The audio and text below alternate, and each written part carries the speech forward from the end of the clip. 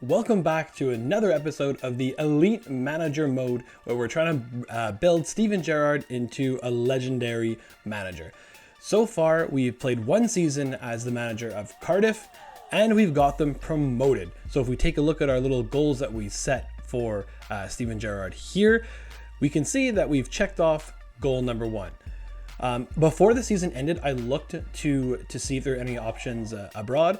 And I only applied for Inter Milan, and they responded very quickly saying they weren't interested. So, hey, at least we'll be playing in the Premier League. So let's go take a look at the Cardiff City team that got us back to the Premier League. So this is the team that got us promoted. Callum Robinson was the main man. I believe he finished with 19 or 20 goals. And yeah, we're here in the Premier League. There is one noticeable addition that you can see it right over here is Gareth Bale has arrived on his pre-contract agreement, and there have been a few holes created with people leaving from their loan deals, and it was Nathaniel Phillips who actually had a really good season with us. He left back to go to Liverpool, and now we have the returning Jack Simpson in his place. But if you take a look here, having the starting center backs be 70 and 68 overall, I think that'll be the focus in this transfer window, as well as shoring up one of these two spots in the center of the midfield. But yeah, so the team did really well. Harvey Elliott, as you can see here, he grew from I think a 73 to a 79, which you love to see that. Stats wise, I think he only had 9 or 10 goal contributions, but again, it's the growth you like to see, and he's now the best player in our team. Antunia had a really good year as well, but the other last thing I wanted to focus on here is the arrival of Leon Woodward, who, if you saw the potential in last episode, his potential is 88 to 94. So we're gonna have to look to get him some playing time, and hopefully he can have a great first season in the Premier League. I believe he's only 16, maybe 17 now. Yeah, now he's 17, 6'2", pretty good pace, good shooting. That's why they had him as a center attacking midfielder, maybe even just a center mid. But when I saw his finishing was 72 when we first signed him, I knew to make the switch, and it really led to a boost in his overall. So we'll have to definitely keep an eye on him going forward in the season. But what we'll do right now is check out the transfers that we want to bring in for this first season in the Premier League. So the first signing that we made in this transfer window would be Luke Ayling, who is a free agent. He's a versatile defender who can play right back, left back, or center back. So it's a big signing for Steven Gerrard. The second signing would be the Bournemouth defender, who Bournemouth just got relegated. So we've gone ahead and picked up a Welsh defender from them in Chris Mepham.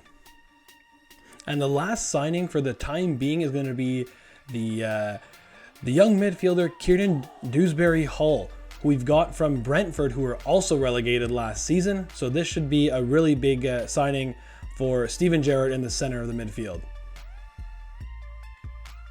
So we just saw the players that are coming in. We'll quickly show the players that are leaving. We have Daley Campbell, who's leaving on loan. We have McGuinness, who was sold to Gil Vicente for a pretty good sum of £2.7 million. Tanner is going on loan again. We had Ebu Adams, who's going to Cologne.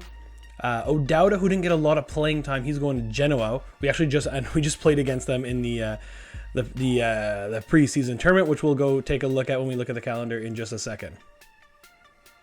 So last season we had two good promoted youth players. I'm gonna go at Rodri Lewis. When we first signed him, had a potential of 79 to 94, I think it was, and it's just completely dropped. So we're gonna go ahead and start from scratch here, and we're gonna release both youth players, and we're gonna go ahead and now check our youth staff and send him. I was wondering if we should send him to Wales again, try to get more there, but I think I'm gonna change it up, and maybe let's see what we can find somewhere I haven't gone yet, and we'll go to the Ivory Coast. Actually, let's go for 6 months for the first half of the season, and we'll see what we can find Find from the Ivory Coast. So go ahead and send in our scout now. Something we forgot to check earlier is the board objectives, but we've also we've gotten off to a good start. As brand exposure, we've already completed the goal of signing a crucial midfielder in Dewsbury Hall, so great. Youth development, we completed that last season, I believe. I think that just stayed there, unless we did it again now. I don't think we could have. Yeah, none of the players we signed were under 20, so yeah, I guess that's just completed from last year with our two youth signings that we made. Signed one player to Youth Academy assigned to the defender position. I think that should be pretty easy to do. Domestic success, avoid relegation. That's the goal. FA Cup, it's always the round of 16, so in all the career modes I've done in FIFA 23, that hasn't changed. Continental success, still nothing there. And then financial. You know what? This goal actually makes sense for once. I've seen it a lot of times when you get promoted to the Premier League and it's like cut your team cost or team salary by so and so, but to just increase the club worth by 75% through player sales and competition prizes within 3 seasons. I think we'll be able to do that honestly just by if we were able to stay in the Premier League this season. So all in all, again, very realistic and I think attainable objectives from the board. So looking at how the team looks after all those signings, the one signings we couldn't show was that we got Nathaniel Phillips back in on loan from Liverpool for 1 more year. So he's going to slot in basically with an almost completely new back line that has Mepham here at the other center defender position. And Luke Ayling is going to slot in right now at left mid for Collins left back for Collins for the moment. And maybe we can shift some things around because Luke Ayling can play center back as well. So we'll see how that pans out. The only thing, Hennessy is going down a little bit, so I've started to scout some keepers, and with basically the whole back line being redone and Dewsbury Hall being added, I've added Renam Hota to the loan list as well as Chem Campbell for now. And NG. So we'll see if they're still with the club going forward. But as far as us bringing in players, it's going to stop for now with the 4 that we brought in for the moment. And last thing, as we can see here, Leon Woodward has already gone up, so I can see him taking the starting striker role from Robinson if he keeps growing like that. So next we'll go ahead and check the calendar. And now just taking a look at the calendar, we start the season off against Nottingham Forest before we go ahead and see Tottenham Hotspur and Norwich. It's good to see them. They got promoted after them blowing their first place spot in the championship after owning that spot basically from game 20 onwards, and they blew it on the last day and also missed automatic promotion and fell to 3rd spot, but they did qualify through the playoffs. So before we go any further, we'll go ahead and check the preseason tournament. I actually had a really good result. Normally I can see maybe 1 win or a couple draws and a loss. I believe last season it was 1-0 losses across the board. So we actually got 7 points this time around, and we only didn't win out because of a goal differential tie with Union Berlin, I believe it was. So I'm still yet to win a preseason tournament, but we're making good strides.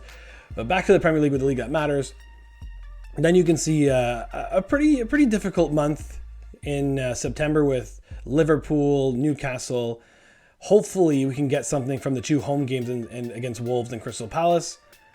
Then we play our promotion partners there, Watford, West Ham, and Brighton. I feel like we're going to get a really difficult month soon. The Arsenal, Man City, those are going to be 2 tough games. And then in December, right before the transfer window reopens, we got a big month against, you can see there, Manchester United, Chelsea, Everton's there. Who's on the last? Crystal Palace again. So a very busy month, and I'm sure there'll be an FA Cup game added somewhere. But it looks like December will be the very busy month before we jump back out of the highlights and check where we are in the league table. But without any further ado, let's jump right into those highlights now.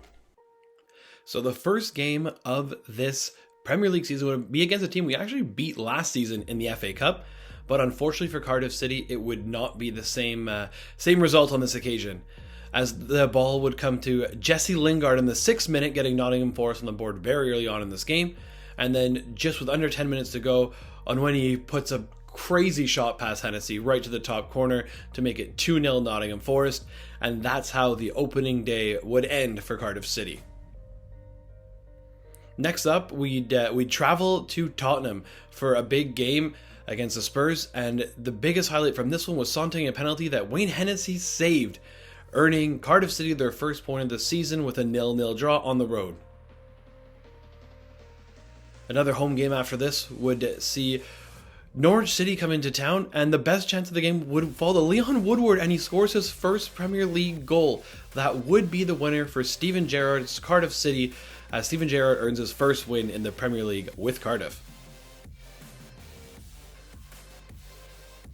Next up would be an emotional one for the coach, as Steven Gerrard returns to Liverpool.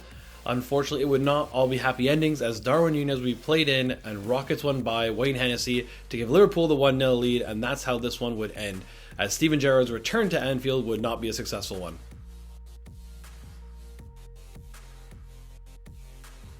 The last clip here would see Arsenal visiting Cardiff City, and the game that was all Arsenal until the 76th minute, where Sambi Lokonga would come right through the back of Romain Sawyers, and the ref would deem that as a straight red and would send Arsenal down to 10 men.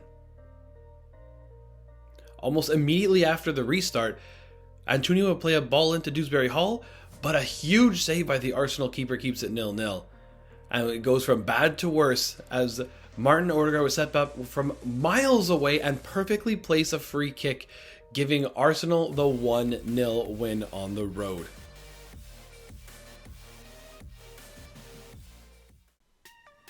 So we're a little halfway over our first season in the Premier League, and we're hanging on here in 15th place, 4 points clear of the relegation zone.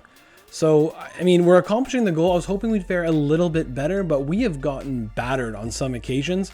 We'll go take a look at the calendar now to check out some of the results. So here we are. We've the month of December was okay. I mean, we got big results against Watford and Leicester, but there was 4-1 loss at home, I believe, to Manchester United. 3-1 loss to Chelsea on the road. That's kind of expected. Okay. Another tough month here of November saw us lose the first 3, but at least we beat Fulham, who are fighting with us in the relegation battle. So that was good. This was a pretty good month. I mean, 2 wins, one loss. That gave us a little bit of separation from the relegation zone, because in September we were definitely in the relegation zone with a pretty terrible month of September, getting 0 points from 12, and then also losing a League Cup game to Nottingham Forest. So, I mean, having fought through this, I guess I'm glad we're not in the relegation zone right now. Let's go check out the stats so far this season. So goals have been hard to come by so far this season, and it's Callum Robinson who leads the way with 7 goals. 3 of those goals have come in the Carabao Cup, so he only has 4 Premier League goals. So our Premier League goal scoring leader is Uriel Antonio with 5. Dewsbury Hall has 4 and 5 contributions. Shai Ojo is just been coming off the bench. He's got a few contributions as well. And Woodward here has 3 Premier League goals, 1 assist, and I mean, not too bad for a 17-year-old playing in the best league in the world. We're going to go ahead and take a look at our youth academy now, and we found maybe 2 guys here in Boubacar Sidibe, who is 72 to 90 potential. He's only 15. And then great name here of Musa is a 77 to 91 potential rated right mid, who's a 57 already. So maybe these could be 2 options that we have, but we'll continue to scout them further and let them develop. Last thing we'll do here is take a look at the current team sheet, and Woodward's gone up 3. Robinson has stayed the same. I don't know why we'll go ahead and switch that now. Gareth Bale has gone down to 75, which is tough. Harvey Elliott has gone to an 80, that's good. But I mean, Luthra has been, I guess, put into place. Don't know why that is. We'll have Hennessy there, but we're going to have to find a replacement for him, where we definitely need a new starting keeper, and I've scouted a few. I believe there's 2 78 rated keepers, both playing for Brentford right now in the Championship. So I think that's what we'll go take a look first, but we'll save that one for next episode. So that's where we're going to leave this one. We're right above the relegation zone, and hopefully in the next episode we can fight to keep our Premiership status. Maybe even check to see if some other offers or jobs are available in Europe to obtain our second goal. Yeah, but for now that's where we're going to leave it. If you haven't already, please leave a like on this video and subscribe to the channel. It helps out a lot. Leave a comment down below of some positions I could upgrade on. I mean, I guess that could be almost anything right now. Seeing how our best player is on loan and he's leaving at the end of the season.